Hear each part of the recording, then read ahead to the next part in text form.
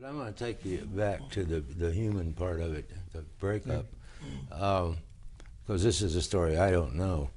Um, a couple of things happened. First of all, they're no longer Bell System employees.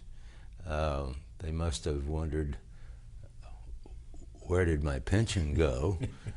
Was the kind of thing that might have come up, I don't know. Also, in the terms of the breakup, there was one stinker business, as you may recall, which was who sells or leases the telephones, because there was a dead last loser. You could not make money. And in their wisdom, the Justice Department and the judge decided that was AT&T's business. Right. So you had many employees who were installers or did repair work, so on and so forth. They were in limbo. They weren't going to work for you anymore. They had to become AT&T employees or do something else. And of course you had customers. I remember where I was, one of the television journalists entrapped me in an interview on the air by handing me 3 telephones, which he had disconnected from his apartment, he said, and handed them back to me and said, "Now what do I do?" So what happened to the customers and the employees in that it was a cultural shock for all of them, at least those who cared. Well, it was a big cultural shock for the customers about and confusion about the telephone instrument itself and the connection. And we did our best with what I would call customer information pieces that were direct mail. We used advertising. We used letters directly to customers, trying to explain the difference. But I have to admit that the job was long and arduous to get people to really understand that we provided the service up to a certain point, and then the inside wiring was either on their own or that we would do it for a special fee. It was no longer from where the phone instrument was, whatever instrument they might have, back to the central office, that had been separated. And that was a point of great dissatisfaction as far as customers were concerned. Customers were confused about who to call, for what, for whether it was repair service, and if it was repair, they'd be asked, well, where is it? You know, I don't know where my phone is. The phone's dead. You know, I don't know whether it's outside or inside or what, you know. And that was, I'd say as hard as we tried in all the states to overcome that experience ultimately turned out to be the best teacher as far as customers. After you've had a few run-ins here and there, that is a bit of a problem. The fact that customers got 2 bills now instead of 1 bill because long-distance services were provided by a different supplier.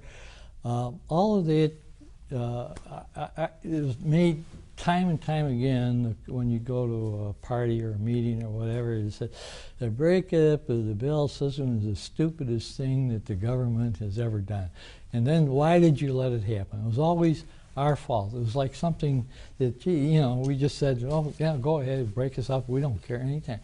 And time again, that required, you know, kind of patience and being calm, relatively speaking, to respond to some people who were quite irate. In the meantime, the employees, particularly the contact employees, whether they were the service reps in the business office, they had to deal with the customers just like the installers and repairmen who went out. And we equipped all of them with little, what I was going to call cheat sheets, but I don't, that's a wrong term to use here, but with information pieces, points which give them points, we call them in PR. Key talking points about how to respond to these questions. And I would say that the majority of employees handled that pretty well, but as you well know, not all employees are gifted with the ability to respond to people, particularly irate customers. If the customer was friendly and nice in one way, usually that went pretty well. But if the employee was met head on, either over the phone or face to face, those situations cause concern for us. We had a halo effect immediately after the breakup in '84 and '85, where we had the Ma Bell influence carried over, which we benefited from, and then as customer experience multiplied, customer attitudes towards the service we were providing dropped. And all of that then required a regeneration of ability. And of course, in our company, as you well know, in the Bell system, the public relations departments handled the customer information job. They were responsible for the advertising and for the directory introductory pages. Everything that was explained to customers as well as employees funneled through our department. And I would have to say that our public relations people in the department understood this. They were willing to give of their time and energy and work extraordinary amounts of time to try to fix these things, but it was so pervasive that it just never seemed to go away. Our advertising agencies and the firms that we hired to help us with the customer information, they all worked diligently, but it was a time factor that finally began to work in our advantage. When we would go to meet with state legislatures or and meet with the Congress, I remember meeting with representatives of various delegations in Washington of our congressmen, and they're there in Washington. They had every opportunity to put their finger in the dike, but do we see much finger in the dike sort of thing? Yeah, they're down there saying, "I'm getting nothing but complaints back in my district about what you're doing." Like, we should have actually tried to do something about it. And the fact is that it was a long pull. Now, from your perspective, you're dealing with a whole different scene, but we felt that we were we were in the field, we were in the front lines, and that the best thing that we could do is try to do our very best and not let the negative publicity that we got or comments, whether it was on television or whatever, really begin to get us down. And slowly that all began to turn around. I'd like to say that it was directly because of our efforts, but it really was because of the efforts of really about 100,000 employees. Like, when we were created, we were the 30th largest company. I mean, nobody really appreciated how big AT&T was. We came out as the 30th largest company in the United States. And there were a lot of customers, a lot of employees involved. One of the things, before we go to the next question, I just wanted to chip in and thank you, because this is stuff that I was not happily involved in. But the judge gave us 18 months from the time we agreed to the settlement in order to actually operate separately. So you had your employees and our own in limbo, not the whole 18 months, but a lot of part of the time. Many didn't know which side of the dividing line they were going to land on, or were they going to go to work for AT&T? Did they stay with Ma Bell? They had angry customers. They were angry. And I think what probably did pull the whole outfit through all of us is that I used to say that the old Ma Bell was 1/3 business, 1/3 family, and 1/3 religion. And it was a terrible shock, but I believe that attitude that service is our business. Many customers might not necessarily believe that every day, but service was our business, and so we're going to get through this mess and come out the other side. And the other thing is that it's a high irony in terms of how government works in a democracy, because it was 25 years ago, more or less, that this happened. And the whole darn thing has been put back together with the consent of the same Justice Department. So several 100,000 employees went on the Bataan Death March. Several tens of thousands of them lost their jobs and their careers altogether. Well, as you Unknown amounts of marketing money was spent, as you just described, to explain we're Ameritech and we're here to serve you. And it wasn't very long that you're AT&T. Again, something that leads me into another related subject is that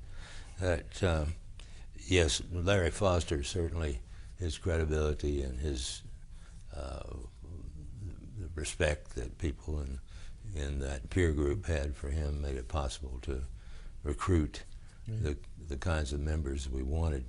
But I think under the skin of that was the fact that even for people that didn't know very much about Arthur Page, people from other businesses, after all, he was dead for a number of years by then, clearly this is a group of public relations executives that are different from what the world may think in a very important way, because Page was the prototype, which is they were not communicators, although Page himself certainly was a good writer and communicator. He was a former journalist. But he was an advisor to management. He was a counselor.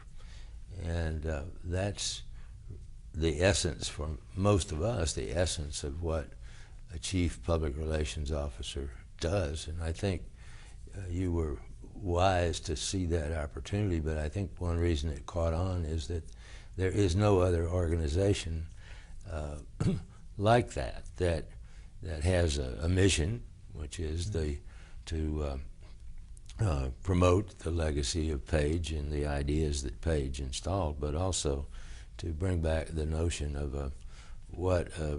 I think the word counselor is sort of pretentious, but in the senior management of a company, as well as in the nonprofit arena, you really do need someone who is paid to worry about the policies that the business adopts, the way it carries out the policies, its reputation, and that leads to integrity and a whole bunch of other things. So one subject, you and I... Let me stop you just for a minute right there, because one of the things that you've touched on, which is distinctive about the people who have positions that you and I have held, can go back to the origins of the Page Society, that this is the counseling and advising role.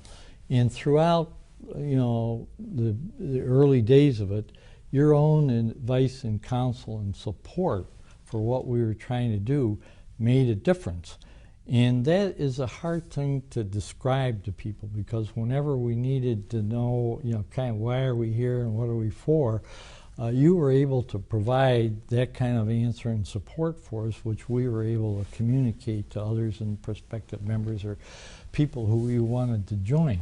Now, the same thing, and this is what gets me, what you triggered, is that that's basically the role that we hope to have and achieve with not only our members, but for that American business can use people who have this capacity or this ability to do that very thing.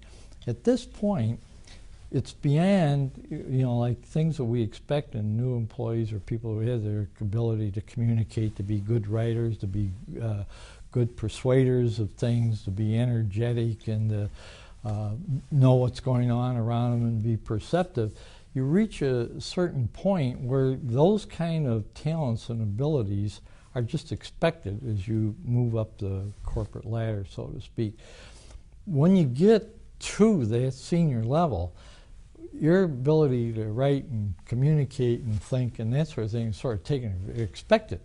But it's what you have to offer, the advice and counsel that you have to offer when the corporation is confronted with a problem, or the CEO is confronted with a problem, is what makes the difference. And that's basically what the Page Society is trying to do. And I have to say that's what Page is, why he's such a perfect role model for all of us to have, in which I think that we've been blessed by being able to extend it through the Page Society into the world today. And you're putting your finger on the exact key for what a lot of American businesses need.